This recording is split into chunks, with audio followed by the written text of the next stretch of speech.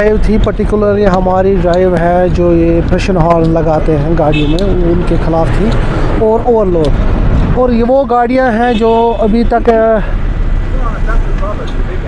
अपने जो डॉक्यूमेंट्स हैं जिन्होंने अपने कंप्लीट्स नहीं किए हैं उनको भी हम मशवरा भी दे रहे हैं, और जिसके पे उसमें डॉक्यूमेंट्स कम पाए जाते हैं, डिफिशेंसी होती है, तो उनको सीज़ भी किया जाता है गाड़ी। तो हमारा मशवरा यही है लोगों से कि आप अपने डॉक्यूमेंट्स कंप्लीट रखिए, रैश ड्राइविंग से परहेज़ कीजिए, ट्रिपल राइडिंग से परहेज़ कीजिए। जो भी हमने उनके खिलाफ या एक दो चालान दिए यहाँ पर जो ट्रिपल राइडिंग चला रहे थे मोटरसाइकिल, तो और है कि डॉक्यूमेंट इंश्योरेंस रखिए, ओवरलोडिंग से परहेज़ कीजिए। ओवरलोडिंग में भी हमने यहाँ पर बहुत सारे चालान दिए हैं, तो जिससे जो भी सबब बनता है एक्सीडेंट का उनसे आप परहेज़ कीजिए।